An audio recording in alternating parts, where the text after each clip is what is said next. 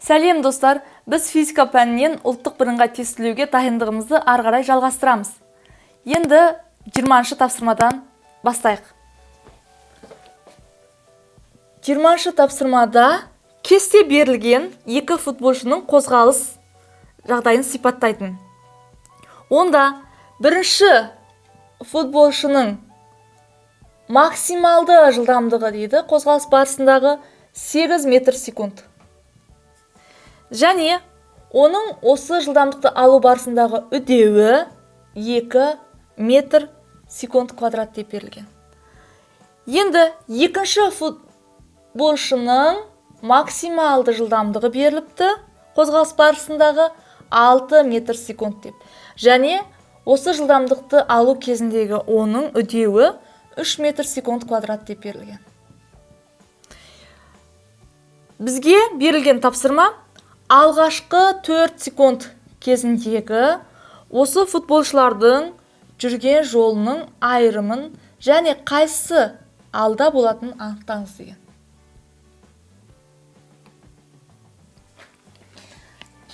Есептің берілгені осындай.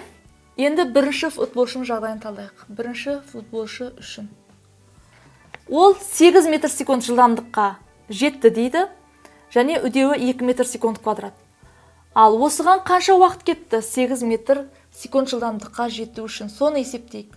Ол үшін жылдамдықтың өзгерісін, ол бастапта екеуде тыныштықтан қозғалды. Демек,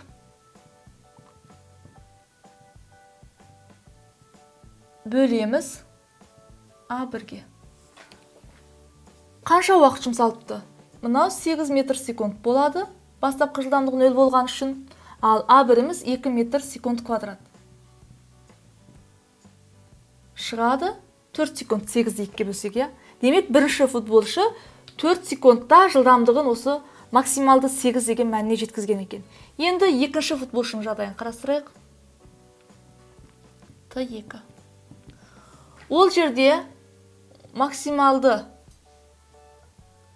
жылдамдығы екінші футболшының және бастапқы жылдамдығын оның үдеуіне бөлеміз. Енді максималды жылдамдығы алған, оның 6 метр секунд деп тұр. Ал бастапқы жылдамдығы 12-ден 0. Үдеуінің мәнін қояйық. 2 секунд.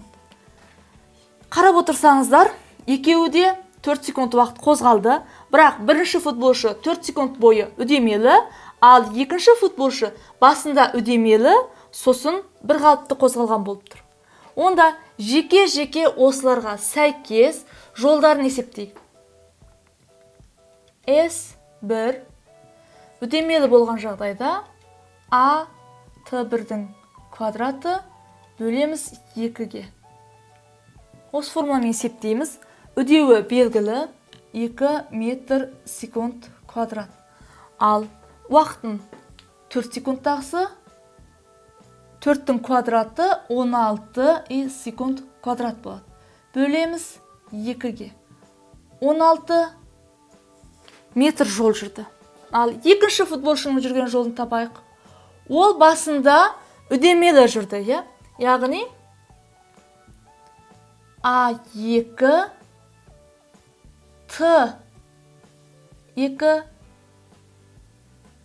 бөлеміз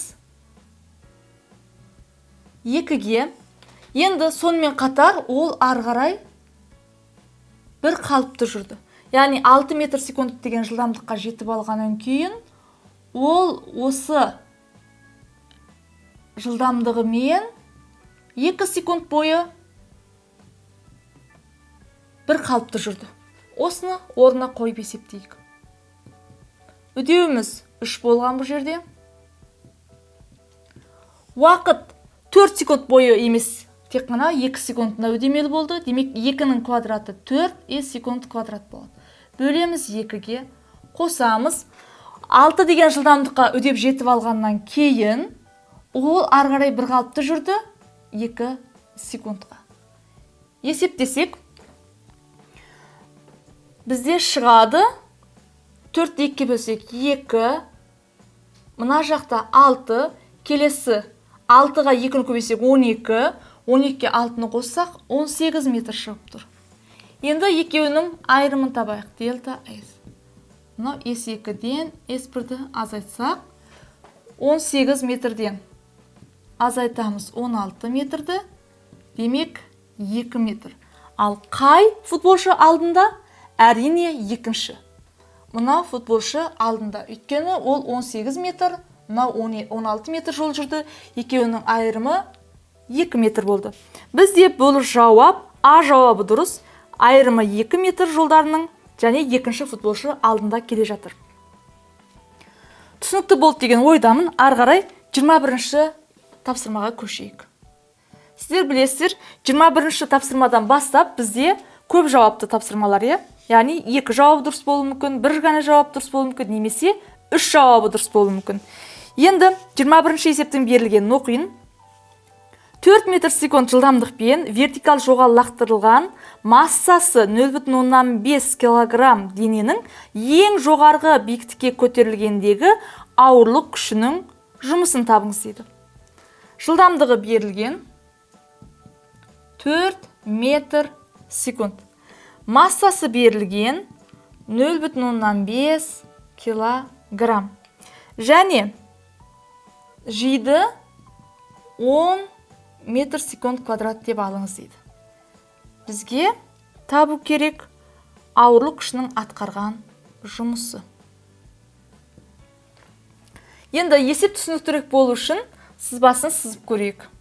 Мысалға, мынау дене белгілі бір V деген жылдамдықпен тік жоғары қарай лақтырылды. Яғни 4 метр секунд жылдамдықпен. Ол лақтырылды. Ең жоғарғы нүктесінде оның жылдамдығы 0 болды.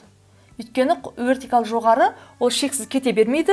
Жердің тартылыс күшінің әсерінен белгілі бір нүктеге барғанда жылдамдығы 0-ге айналып қайтадан құлайды. Осы барыстағы ауырлық күшінің атқарған жұмысын табыңыз деп тұр. Онда жұмысты біз білеміз, энергияның өзгерісі арқылы табатынымызды. Және бір нәрсені ескеру керек бұл жерде.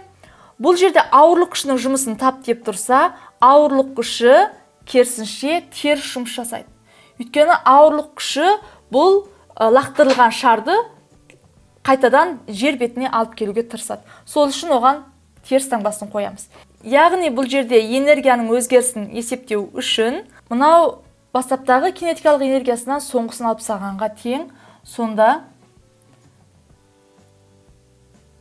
мынаны бастапқы деп алайық. Онда V0-дің квадраты бөлеміз 2-ке, азайтамыз mv квадрат бөлінген 2. Енді жаңа түсіндірдім, мынау соңғы жылдамдық 0-ге тең. Демек, мына бөлігіміз бізде болмайды. Тек қана аны есептеу үшін минус mv0 квадрат бөлінген 2 деген формуламен есептейміз. Өйткені мына бөлігі 0-ге тең. Енді орнына мәндерін қойып есептейік. Массасы 0,5 килограмм деп берілген. Бастапқы жылдамдығы 4, оның квадраты 16 метр квадрат и секунд квадрат. Бөлеміз 2-ге. Мәні шығады бізде. Мұнда 16-ны 2-ке бөлсек 8, 8 бен 5-ті көбейтсек 4 болады. Демек, минус 4 джоул. Біз білеміз, 21-ші тапсырмадан бастап бізде көп жауапты тапсырмалар. Тағы басқа бұған сәйкес келетін жауаптары бар ма? Соны қарастырып көрейік. Қарап отырсаңыздар, минуспен берілген A, J және H 3 жауапта. Бірақ J-да минус 2 джоул деп берілген. Ал H-қа қарасақ, ол жерде килоджоулмен берілген. Минус 0,4 килоджоул. Яғни, бұл жауапта бізге сәйкес келеді. Демек, мынау жауап и мынау. А және H 2 жауап дұрыс бұл жерде. 21-ші тапсырмада. Балалар, бүгінге дайындығымыз осымен аяқталды. Барлығы сізге түсінікті болды деген ойдамын. Келесі біз 22-ші тапсырмадан бастап талдайтын боламыз. Кездескенше сау болыңыздар.